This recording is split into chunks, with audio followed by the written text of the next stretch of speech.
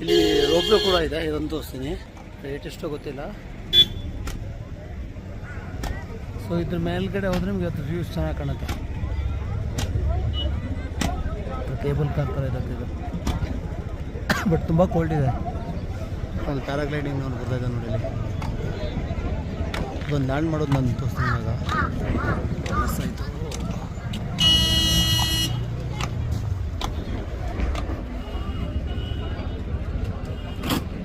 ಇಲ್ಲೊಬ್ಬರು ಯಾರು ಲ್ಯಾಂಡ್ ಮಾಡ್ತಾ ಇದ್ದಾರೆ ಈಗ.